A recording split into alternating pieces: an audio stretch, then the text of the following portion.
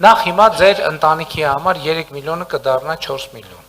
Այս քանի անդամ է ձեր ընտանիքը։ Իրականում մենք 2 անդամ ունենք, ով ես եմ ու տղաս, ամուսինս Հայաստանի Հանրապետության քաղաքացի է, բայց մեր սերտիֆիկատների հետ միացան մայրիկս ու հայրիկս։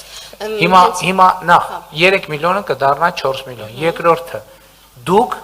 այսինքն այդ պահանջը հանված է, սեփական ուժերով կարող եք կառուցել։ Միանշանակ։ Պայմանը հետևյալն է, որ քաղաքաշինության կոմիտեն կայքում, չէ, կայքում հրապարականի ունի դրած նախագիծ, դուք տունը կառուցեք այդ նախագծով, իսկ բանկը եւ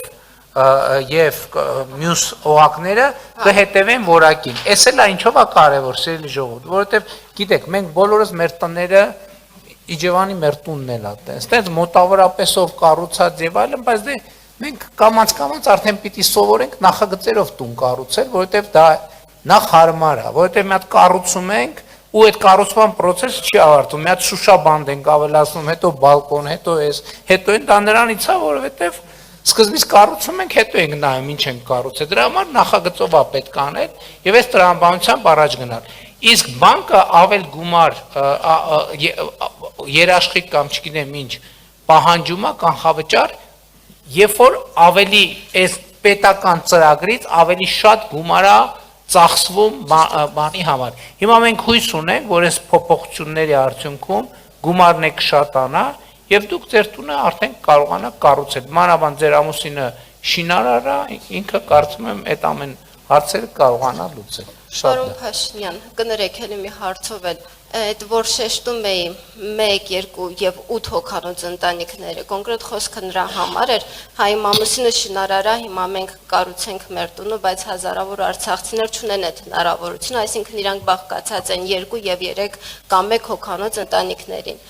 Իմ խոսքը նրան էր վերաբերում, երևի ճիշտ չխոսացի, իմ խոսքը նրան էր վերաբերվում, որ վերանայեք սերտիֆիկատները ըստ ընտանիքի քանակների։ 1-ից 2 հոգանոց, 1-ից 3 հոգանոց, 1-ից 4 հոգանոց եւ 5 հոգանոց, 1-ից 10 հոգանոց ընտանիքները նույն կարգավիճակում չեն։ Ու չեն էլ կարող ունենալ սերտիֆիկատ, խոսքի 1-ից 10 հոգանոց ընտանիքը կարող է ինքնուրույն տուն ձեռք բերել, բայց 1-ից 3 հոգանոց ընտանիքը հնարավորություն չունի եւ հավելյալ կանխավճարը ցավոք սրտի չունի։ Ես աշխատում եմ պետական հիմնարկում, Փառք Աստծո, ստանում եմ աշխատավարձ, բայց իմ աշխատավարձը չի հերիքում, որ ես ձեռք բերեմ տուն, քանի որ այնտեղ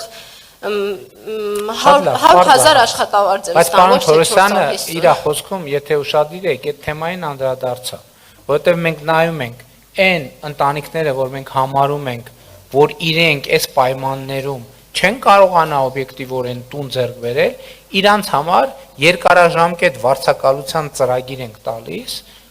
ասվեց, որ 10 տարով, որպեսզի միջև այդ խնդիրները լուծվեն։ Այստեղ խնդիրն է, որ մենք մեր մոտեցում պետքա ստանդարտիզացնենք։ Հակառակ դեպքում մենք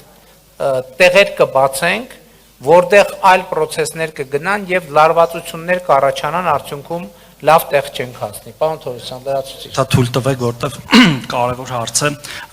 երկարաժամկետ վարձակալության ծրագիրը նախապես ասեցի, բայց եթե առիթը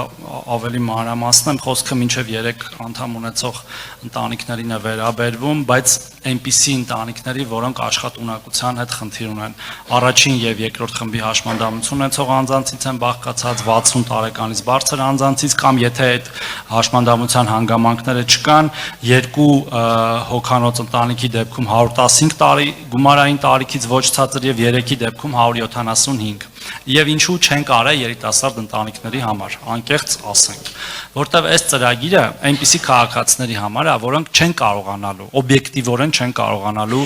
գնել տունը, պահել տունը, եւ մենք փաստացի նրանց կարծես թե խնամքի տակ ենք վերցնում։ Եվ մենք չենք ուզում, որ երիտասարդ ընտանիքները զրկվեն սեփական տուն ունենալու հնարավորությունից։ Ձեր առաջարկը առաջի հայացքից թվում է բավական ողջամիտ եւ գրավիչ, բայց այդտեղ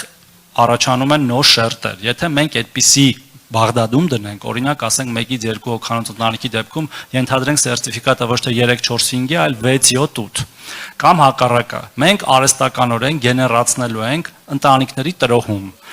Իրենք պարզապես գնալու են, ընդհանուր մինչև բաժանվելու են կին ամուսին եւ այդպես շարունակ, որպեսզի գնան այդ մեծ թվով վերցնեն։ Այսինքն մենք լուծելուց Արդես ժողովրդական լեզվով ասած ունքը ուղղելու փոխարեն աչքը չպետք է հանենք, թեև մենք ամեն դեպքում նայում ենք իրավիճակը եւ պարոն Ադիլխանյանի նշած փոփոխությունները եւ վարչապետի նշած փոփոխությունները այդ գումարային առումով եւ հեշտացնելու եւ մենք շուտով էլի ենք ունենալու որոշակի հեշտացումներ, պարզապես իրանք շատ սահմանափակ թվով անձանց են վերաբերվում, հիմա հատուկ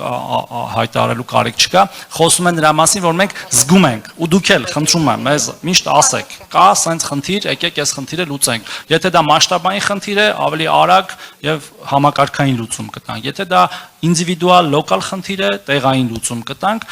բայց տրամաբանությունը հետեւյալն է, որ հնարավորություն տանք բոլորը ունենան այդ տունը, հիմա եթե Աբովյան քաղաքում եք, այո, գումարը կբարձրանա եւ հնարավորություն կունենաք առնվազն, եթե վարկ պետքա վերցնեի, կամ չվերցնեք վարկը, կամ վերցնեք ավելի քիչ եւ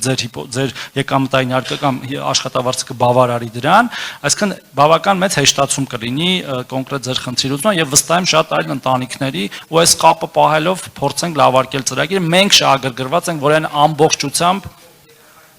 հա, իհարկե, ծնվող երեխան էլ է ավտոմատ, չի քննարկվում։